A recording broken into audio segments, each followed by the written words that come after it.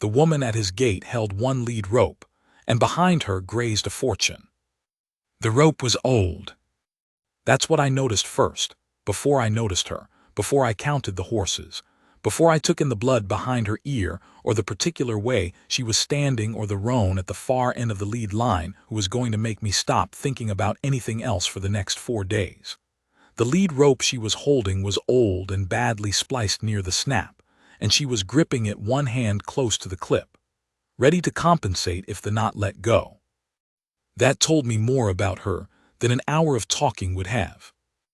I was on the south side of the fence line, pulling a staple that had worked loose from a corner post when she came up the road. I heard the horses before I heard her. 4 of them on a single lead, spaced out and moving at an easy walk, which was unusual in July heat. Most animals that have been trailered long distance and let out onto unfamiliar ground bunch up nervous, pace up close together. These 4 moved like they trusted the hand at the other end. That told me something too. My name is Cal Briggs. I have worked horses most of my life, on ranches in Montana and Nevada, on a government range survey out of Reno that was equal parts miserable and interesting, on 2 different cutting horse operations in Colorado before I came to Wyoming. In my 58th year, I was managing a small cutting horse property outside Laramie for a man named Brent Holt, who owned the land and the stock and the barn and the house and who had not set foot on any of it in 11 months. That is how it is with wealthy men. They acquire things and then other men tend them. I had been tending this one for going on 7 years. The horses were good stock. The work was honest. Nobody came around telling me how to do it. That suited me fine. My wife Helen had passed 4 years before. Cancer, the slow kind, which is both a mercy and a long wound. My son was in Billings with his family and called at Christmas and sometimes at Easter, and I didn't hold it against him. He had his life. I had mine. I'd gotten past expecting things, and that was all right. That was just what life looks like after it has run some distance. I want to be clear that I wasn't miserable.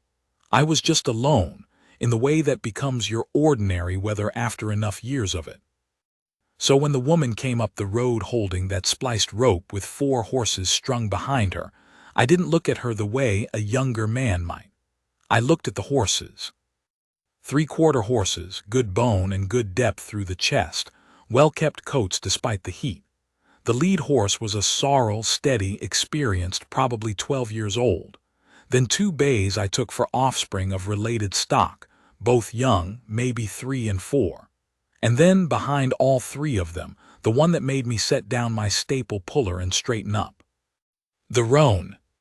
Taller by 3 inches than the tallest quarter horse. Heavier through the haunch in a way that was muscle, not fat. A head that was all old Spanish blood, long face, wide forehead, that particular dish to the profile that you don't see in North American lines. He moved with a float in his step that the quarter horses didn't have and couldn't have, a long, easy swing from the shoulder. I've been around horses my whole life, and I can count on one hand the ones that stopped me the way he stopped me. You see certain animals, and something in you just goes quiet, the way it does before a thunderstorm or a particular kind of sunset. I left the staple in the post and walked to the gate. She'd stopped there, not waving, not calling out, just standing with the horses behind her in a line, watching me come across the pasture. The horses waited. The roan dropped his head and pulled at the grass along the road edge, and she let him eat without making it a thing. I got close enough to read her. Brown hair going to gray at the temples, maybe 45, sun-weathered in the way of a woman who works outside not as a recreation but as a plain fact of her days. Canvas jacket with the sleeves pushed up, riding boots that had miles on them. A cut above her left ear, maybe 2 inches long, that she'd pressed cloth to at some point. She had a folded bandana tucked against it, held by her collar, and the cloth had dried but the cut had reopened at some point because there was blood in a line down to the jaw that was dried now too. She wasn't holding herself like a woman who'd been hurt. She was holding herself like a woman who'd noticed the hurt and set it to one side until other things were handled. Cal Briggs, she said. I said yes. I was told in town that you'd know what to do with horses in a hard situation. She said it without inflection, not a question. The way people talk when they've been managing something alone for too long and don't have room left for extra words. I looked past her down the road. No trailer. No truck. She said, it's in the ditch at the county line. Rear axle broke coming down the grade. Phone died sometime yesterday. I walked them out. She held up the rope so I could see the splice near the snap. 6 miles, in this. She meant the heat, which was over 90. I opened the gate. Her name was Vera Crane. She'd been running a breeding operation in southern Colorado for 15 years. Her husband Thomas had started it. She'd kept it going after he died. And in the 6 years since she'd grown it into something with a real name in the industry. She was hauling the roan and 3 of his offspring to a buyer in Rawlins, and the payout from that sale was going to cover 6 months of her operating costs and a breeding fee for a stallion she'd been trying to acquire for 2 years. She told me this at the kitchen table while I cleaned the cut behind her ear. I'd brought out the kit I kept for livestock injuries, not ideal for a person but better than nothing, and I cleaned it with peroxide, and she sat without making a sound, her hands flat on the table, looking at the wall across from her. Her mind was somewhere else. Running numbers, I figured, reworking what was possible. Axle break or fracture? I asked. Break, I heard it go. That sound, she paused. You only hear it once and you know what it is. Where exactly on the county line? About a mile past the Rafter T turnoff. The grade coming down, that long left bend. Left side of the road, wheel in the ditch, can't miss it. You got any documentation on the animals in the trailer?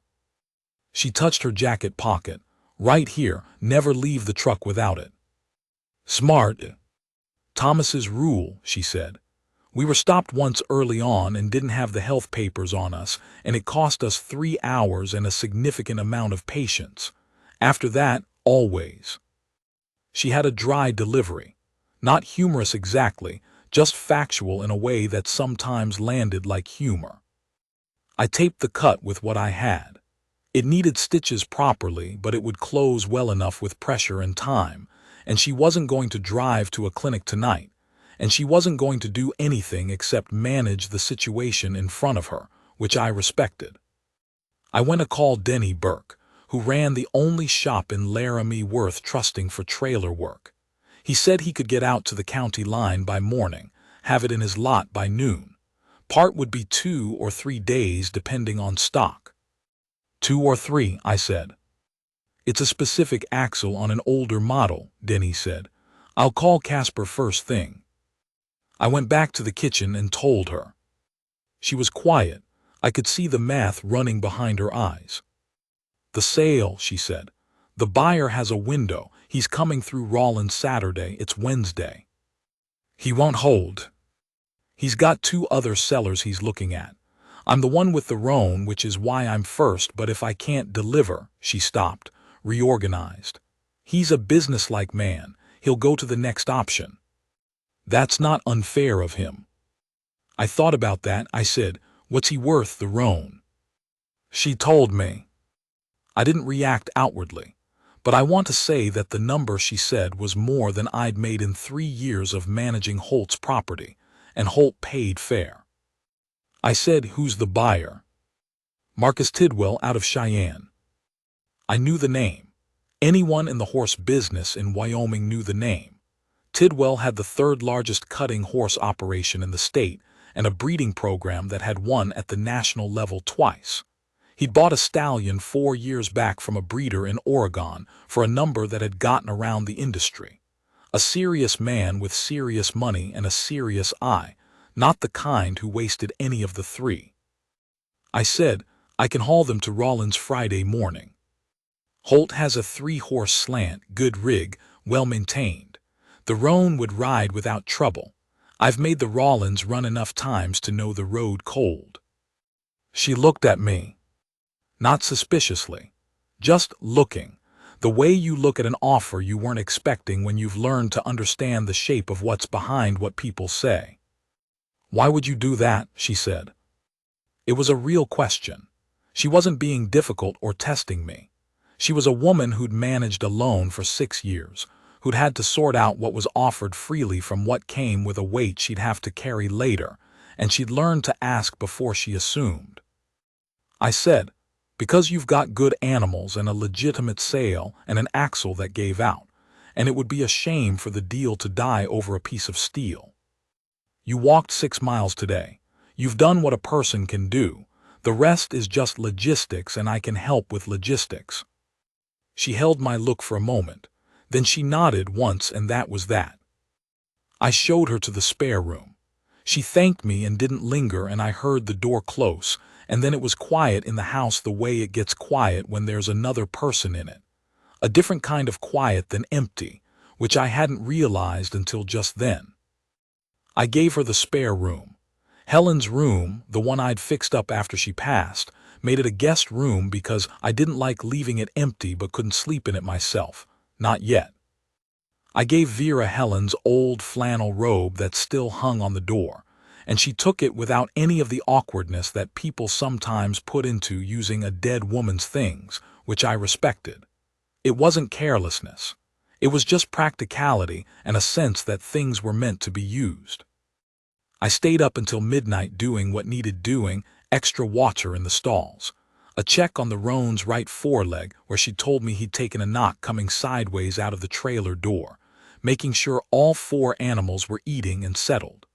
The roan was calm. He was not a horse that got worked up about new places.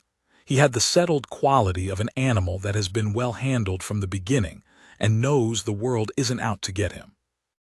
I stood at his stall for a while. Long enough that it was something more than a check, I'll admit.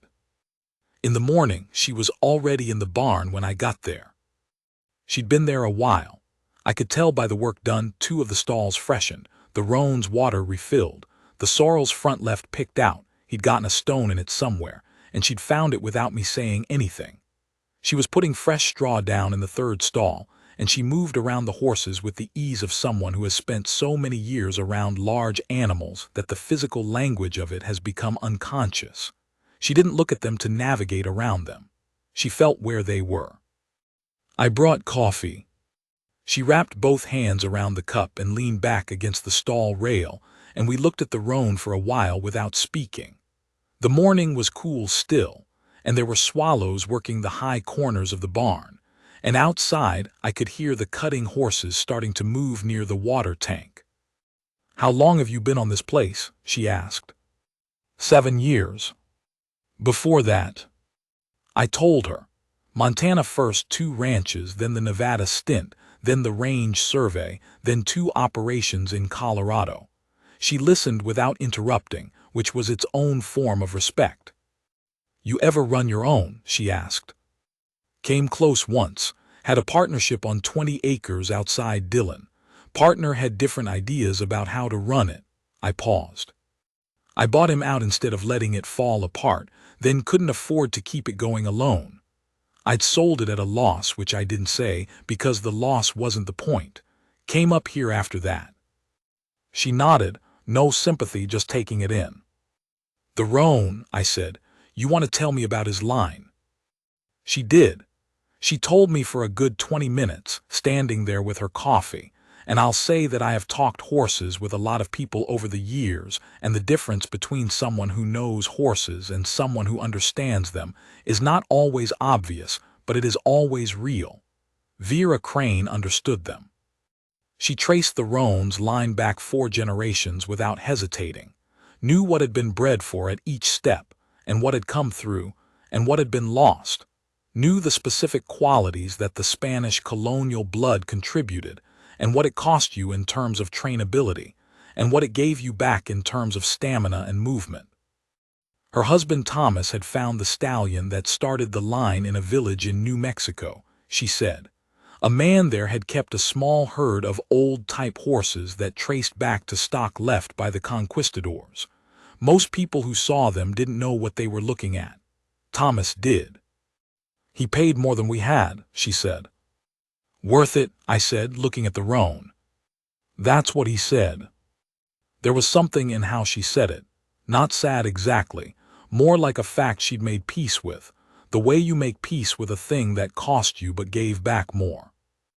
We worked through the morning. I had fenced to finish on the south line, and she came out without asking, which I didn't refuse. She was good with wire, better than good, the practiced kind. Knew the tension a wire needs before it'll hold without knowing the tension she'd snap it with, which is the whole game, and she knew how to use a stretcher without being told, and she didn't talk while she was working, which suited me. We got through 4 posts that I'd been putting off because they needed 2 people, and I hadn't had 2 people. You learn things about a person working alongside them. She was methodical without being slow. She thought ahead, setting tools where she'd need them next, not where she was now. When she pulled a wire, she checked the splice point before she committed weight to it.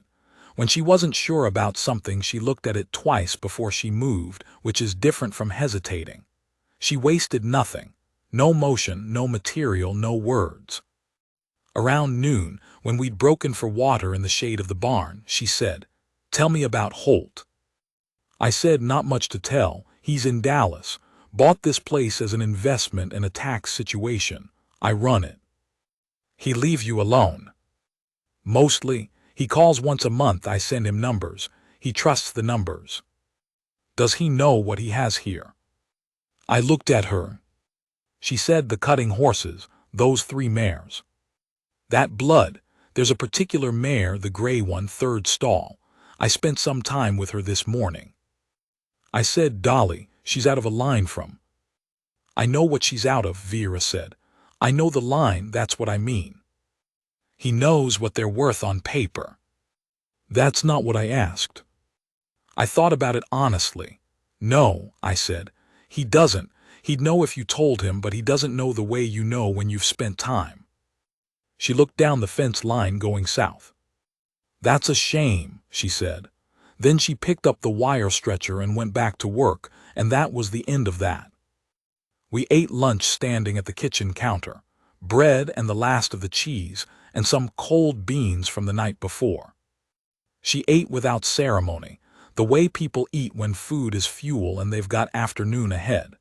She drank water straight from the tap, which I noticed because most people use a glass.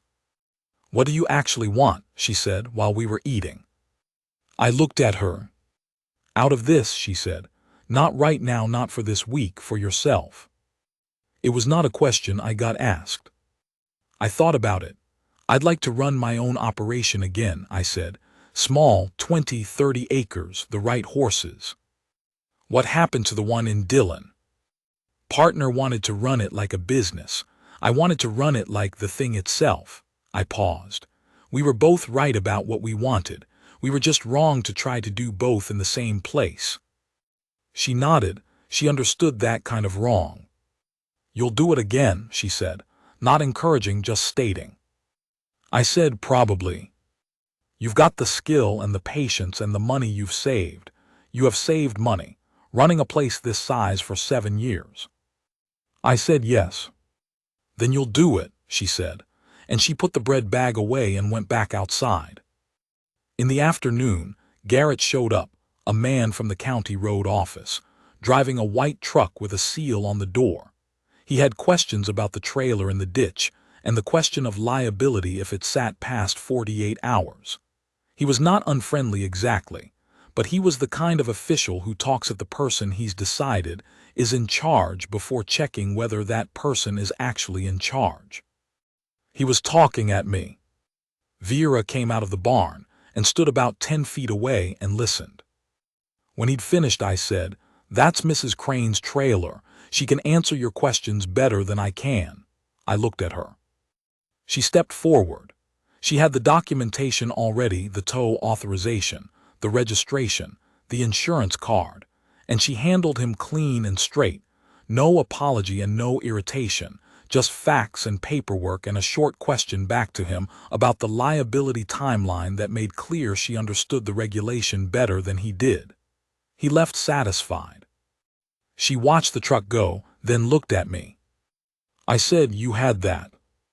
She said, "I know," but she made a small gesture, vague, in the direction where the truck had gone. Meaning, you put me at the center of it when he'd made me the side issue. I said he was talking to the wrong person. People do that, she said, not bitterly, as a fact. Less than they used to, I said. Maybe, she turned back to the barn, maybe less. That evening I called Marcus Tidwell. I'd thought about weather too. It wasn't my call to make in the strict sense. It was Vera's sale, Vera's animals, Vera's relationship with the buyer. But she didn't have a working phone and the call needed to be made and she hadn't said don't. So I made it. Tidwell answered on the second ring. I told him who I was and where the horses were, that they'd come through the axle break in good condition. All four, the roan especially, that I was managing their care and would be hauling them personally to Rawlins Friday morning in a reliable rig. He was quiet a moment. Then, you said Briggs. Yes, sir. Cal Briggs, Holt property outside Laramie. I said yes. He said, I heard your name in connection with the Bassett auction situation a couple years back. That whole mess. I helped sort some of it, I said. The Bassett auction had been a nightmare, a rancher dying mid-process, animals scattered, ownership disputed. I'd spent 2 weeks tracking horses across 3 counties and making sure they ended up with the right people. He said, heard you did more than that. He paused. I'll be in Rawlins Saturday as planned. I told Vera after supper. I said it plain. Tidwell's holding the window, we leave Friday morning, the sale's intact. She set her fork down. She was quiet long enough that I could hear the night sounds outside the kitchen window, the horses in the paddock, something in the grass, the particular silence of Wyoming at that hour. Then she said, how'd you get him to hold? Told him the horses were in good hands, and the roan was worth a day's patience. She looked at me. I said, he asked about me. The Bassett auction came up. He knows your name. Apparently. She looked at me a little longer. There was something in it I didn't have a name for, or had one but didn't want to use it carelessly. All right, she said. She picked up her fork and went back to eating. After a moment, thank you, Cal. That was all. She'd made supper. I hadn't asked. She just found what was in the pantry and made something of it. Beans and rice and the cheese I had and some dried chilies she'd found in the back of the cabinet. Simple food made right. We'd eaten at the kitchen table with the door open to the evening, which was cooling off, and the light coming low through the cottonwoods. She asked me about Helen.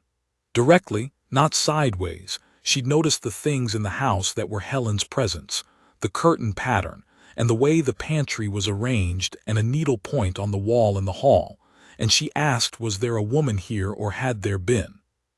I told her, 4 years, the cancer, the slow kind. She said, Thomas was 6 years for me. It doesn't get easier, it gets different. I said, that's right. She said it the way you say a true thing that you've had time to look at squarely. Not performing grief, not asking for company in it. Just naming it as a shared fact between 2 people who'd had the same kind of weather. We talked after supper longer than I expected to. She asked me about the horses I'd known, the good ones, the ones you remembered.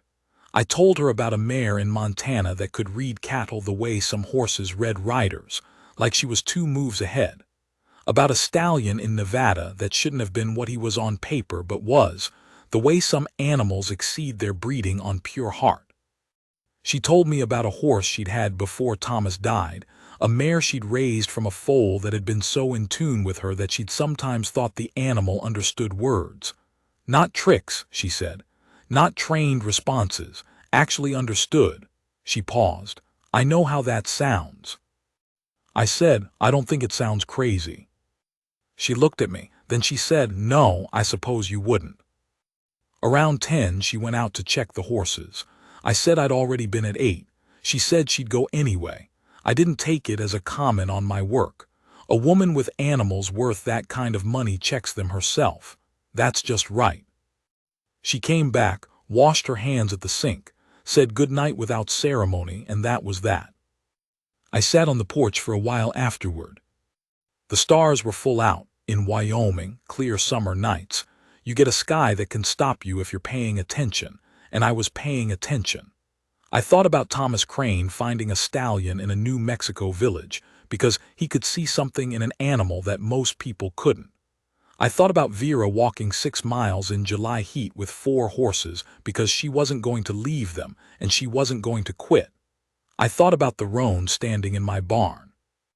I went in when the air got cold. Thursday we kept working. She had decided, without it needing to be said, to be useful while she was grounded here, and she had a practical and serious sense of what useful meant. In the morning, we moved the cutting horses from the south pasture to the paddock near the barn. There'd been coyote sign on the south fence, and Holt's best mare was within 2 weeks of foaling, and I didn't want her too far from the barn in that condition. Moving 8 horses requires reading the herd, and I'd expected to explain the plan to Vera, but she'd already understood it from watching how I looked at the mare at breakfast. She worked the left wing, and I worked the right, and we moved all 8 in 12 minutes without anyone getting anxious. That's harder than it sounds with a mixed herd on a hot morning. "You've worked cow horses," I said. 15 years, she said. Thomas ran cattle on the east side for the first 12. We sold the herd when he got sick, but we kept the cutting horses. "You missed the cattle end." She thought about it, not a polite pause and actual consideration. "I missed the work, the cattle themselves," she shook her head.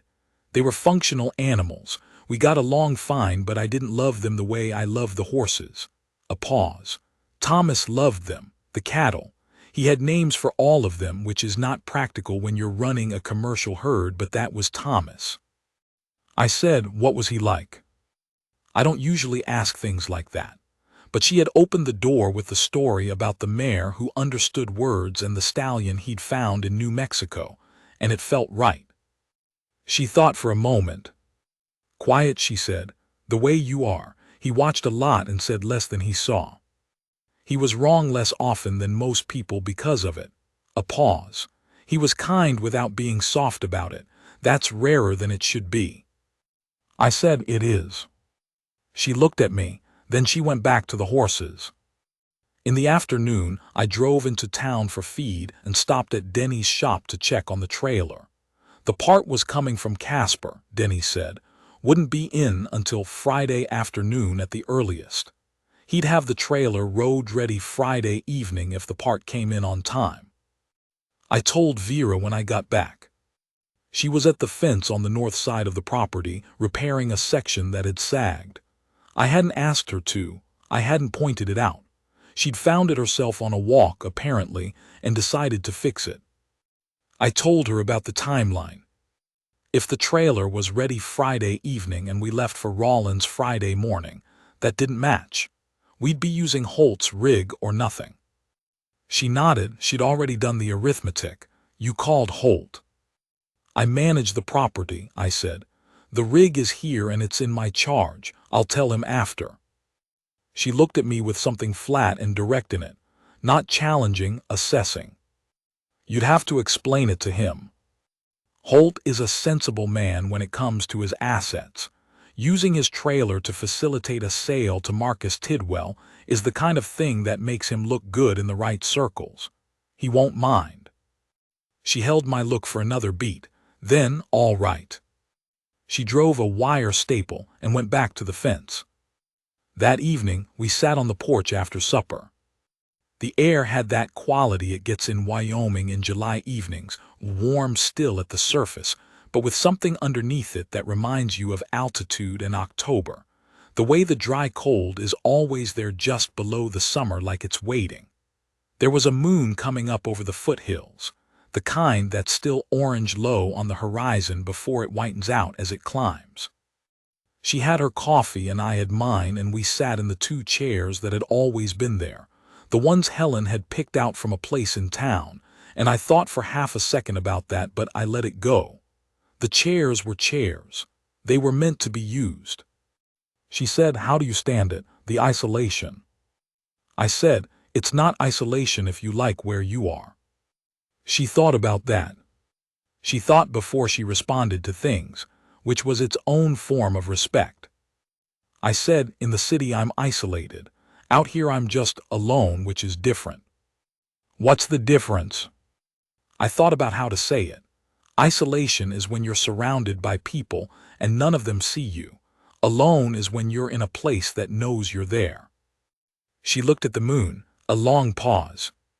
Thomas would have said that, she said, quietly, not looking at me. I didn't say anything. After a while she said, he was a man who thought things through before he spoke, sometimes so far through that he never got around to speaking. A pause. I'd ask him what he was thinking and he'd say, oh, something, and I knew that meant he'd been thinking something real that he wasn't ready to say yet. I learned to wait. The right things eventually came out. How long were you married? 22 years. She said it in the way you say a number that's also a country, a whole geography of living. He got sick in year 19, so there were 3 years of that. She paused. We were good at the hard stuff. I think some couples are and some aren't, and I think you can't always know which kind you are until the hard stuff comes. She looked at her coffee. We were good at it. I said, Helen and I had 26 years. She got sick in year 23. Same, she said, meaning the math of it. Yeah, I said. Same. The moon cleared the hills and turned white, and the coyote started somewhere to the south. One call, and then the chain of answers going out across the dark, which is a sound I've known so long it doesn't land as danger anymore. Just the country keeping itself informed. She said, I'm going to check on him. I said I'd already gone at 9. She said she'd go anyway. I said, of course. She was gone close to half an hour. I sat and finished my coffee and looked at the stars and didn't mind the waiting. When she came back, she sat back down and was quiet for a moment. He's ready, she said, for wherever he goes next. He doesn't know this is the last night, but he'd be all right if he did. I said, Tidwell will treat him right. I know. I wouldn't sell him to a man who wouldn't. A pause. But knowing that doesn't make it easier. You understand that, I think. I do, I said. She said, you give something away that you've built years into, and the other side of it is the right thing to do. The only thing really, and it's still. She stopped. A loss, I said. Yes. We sat with that. After a while I said, how many foals from him? 14 total, 8 still on the ground in other operations placed already, 6 more that I still see. She paused. I know where they all are, I keep track. And this is the last from him specifically. He goes into Tidwell's program. After this, what he produces isn't mine to follow. She looked at the dark beyond the paddock. That's the part that takes getting used to. Not that he's gone, I can accept gone. It's that the line keeps going and I won't see it. I understood that. The giving up of the thread, the continuing of something past where you can watch it. I'd had that feeling when I sold the Dillon property. That particular operation, that particular potential, continuing without me in it. The 3 with him, I said, they're his get. 2 of them are. The sorrel is from a different sire entirely, but I raised him from a foal and I've had him 10 years and, she stopped. He's not the money. He's just a good horse in a situation I can't give him what he deserves anymore. The operation's tight, has been for a couple of years. She said it plainly. No apology in it, no self-pity, just the truth of what things cost. I said, the sale fixes that. The sale fixes the next 18 months. Then I have better horses, the stallion acquisition goes through, the east pasture is improved, and I have more options going into the following year. She said it like a list she'd memorized, which she probably had. That's how it works, 18 months at a time, each one building the next. That's how she thought, not dreaming forward past what she could see, not dragging behind her what she couldn't carry anymore. Just the next solid thing and the thing after that. I said, you've been running it that way since Thomas. Since before, she said. Thomas was the one with the vision. I'm the one who keeps the books balanced and the fences standing. She paused. He used to say he brought the horses and I made it possible to keep them. That's not exactly right, but it's close enough. We left before 5 in the morning.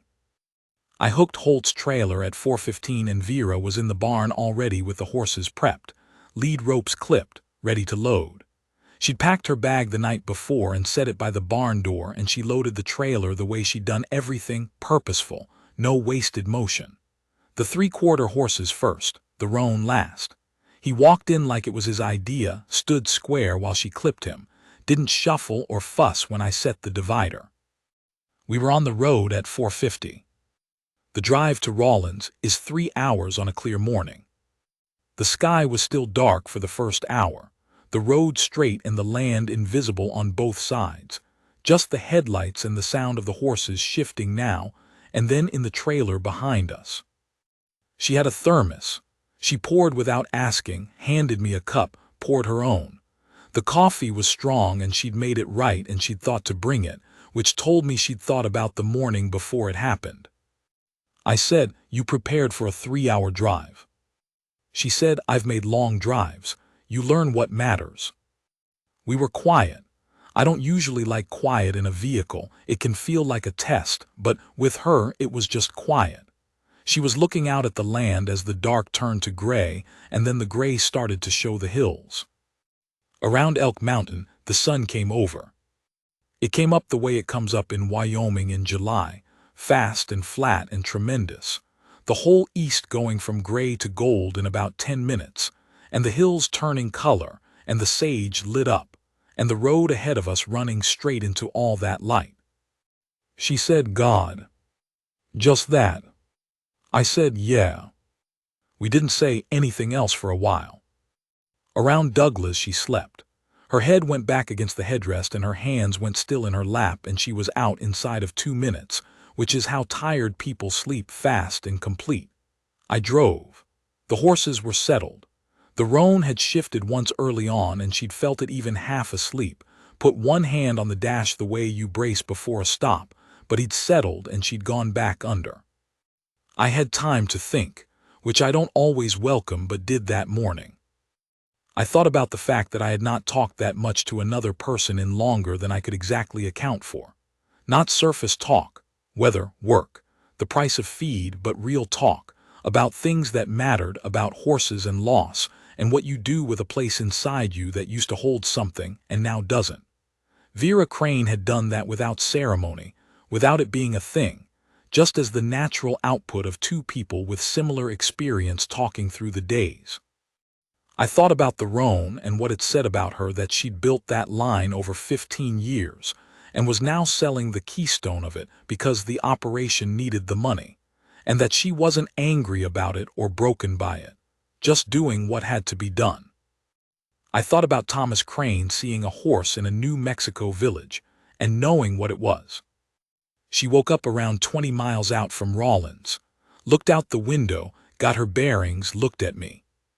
"How long was I out?" she asked. "About an hour." "You should have woken me." "Why?" She thought about that. "I don't know," she said. "Habit." I had a second thermos in the back. I'd known she'd sleep, and I'd thought she'd want coffee when she woke. I reached behind the seat without taking my eyes off the road and found it and held it out. She looked at it, then at me. Then she took it and poured and was quiet for a moment. "Then you prepared for that." "Seemed likely," I said. She held the cup and looked out at the land. After a while she said, "I'll be making this run again in the fall, 2 more from the roan's line ready to place." She paused. "Denny will have the trailer repaired by then, but it's a long drive from Colorado and the county line grade can be hard on." I said, "You can stop." She was quiet. I said, "If you need to, you can stop." She looked out the window. "All right," she said. That was all. We pulled into the Rawlins stockyard at 8:15. Tidwell was already there, which I'd expected. A man like that doesn't show up late to a thing he wants. He was standing by the rail with one other man, maybe an assistant, and he watched us pull in with a calm that was just the confidence of someone who knew his own mind. I backed the trailer into position. Tidwell watched me do it. I don't say that with vanity, I just noticed that he was the kind of man who watches how a thing is done, not just whether it gets done, and he watched me back that trailer with attention. We got the quarter horses out first, the sorrel, then the two bays. All three came down the ramp easy, looked around, settled. Good animals. Then the roan. I stepped back, this was Vera's. She unclipped him and let him down, and the morning light hit him on the ramp, and I heard Tidwell's man say something low to Tidwell, and Tidwell didn't respond because he wasn't listening. He was looking. The roan stepped down onto the stockyard gravel and lifted his head and looked at the world around him with that particular quality. Some horses have, not skittishness, not aggression, just full attention, like he was deciding what he thought of everything rather than waiting to be told. Tidwell walked up slowly. The roan tracked him. Tidwell stopped a foot away and waited, and the roan put his nose forward and smelled his hand, and then allowed the hand on his neck, and Tidwell ran it from pole to shoulder and then stepped back and looked at the animal for a long time. He said, "Lord." He said it quietly, like something escaped. Then he looked at Vera. "Everything you said," he said, "and then some." She said, "I know." He looked at me, "Briggs." I said, "Mr. Tidwell." He said, "I owe you for keeping this together." He said it without excess, just a straight acknowledgement, man to man, the way you say something you mean when you've got no reason to dress it up. These animals going to the right place is what matters, and they're here because of you. I said, "Mrs. Crane walked 6 miles in July to make sure they got here. I just provided a barn and a truck." Tidwell looked at her with the acknowledgement recalibrated upward.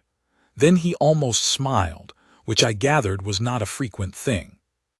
We did the paperwork inside. Vera had everything: registration, health certificates, breeding records going back 4 generations, the whole history of the roan's line documented in a leather folder that looked like it had been to war with her. Tidwell's man went through it line by line and found nothing to question, which is because there was nothing to question, because Vera Crane did not cut corners or lose papers.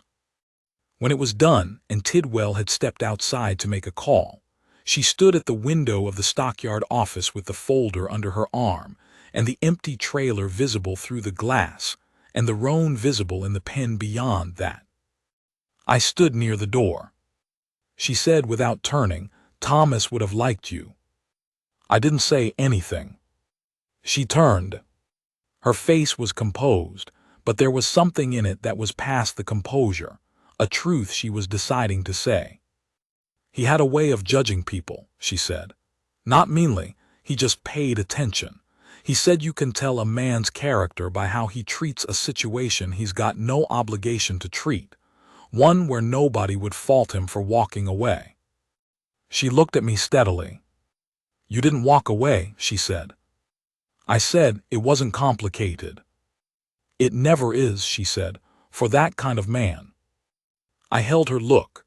There are moments where something passes between people that is real, but doesn't have a name you'd want to say out loud, and I will let that stand without pressing on it.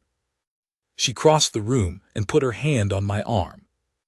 Her hand was calloused and sure, and she held on a moment, not casual, not ceremonial, just honest, the way a person holds on when the words are done, and the gesture has to carry the rest. Then she let go. "Breakfast," she said, "before we drive back." We found a place 2 blocks from the stockyard.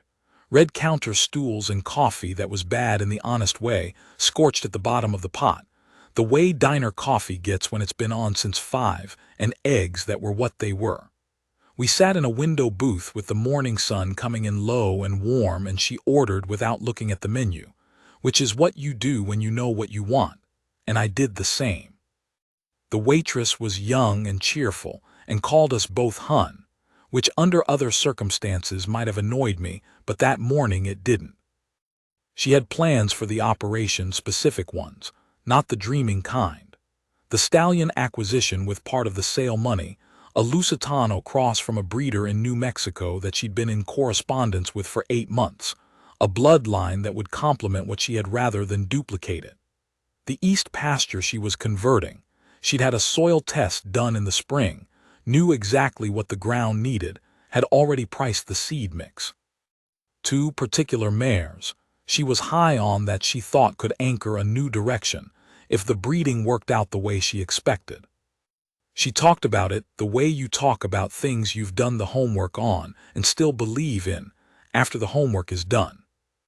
You ever think about expanding? I said. No, she said, without hesitation. Why not? Because what I have is sized for what I can run well. The moment I expand past that, something suffers, either the animals or the books or me. She picked up her coffee. Thomas always wanted to double it. I said, double what? Double the horses, same amount of me, same amount of attention per horse. That doesn't work. I said, smart. She said, obvious, but a lot of people don't want to see it. She asked me about running a place with seasonal help. About the particular problem of it, training someone up just far enough to be useful, and then watching them leave come October. About what you do in February when the horses need more, and the days are short, and the work is heavy, and there's nobody but you. I told her what I'd figured out about February, that the key is October, what you set up in the fall before it gets bad. That it's about not deferring the things you can do in decent weather, because the things you defer are exactly the things you'll have to do in the worst weeks at twice the effort. That it's about making the work as simple as possible before the hard season, rather than hoping the hard season will be easier than you expect. She listened to all of it, asked specific follow-up questions that told me she was actually integrating what I said, not just being polite. Asked about the particular problem of foaling in winter weather, which I had opinions about.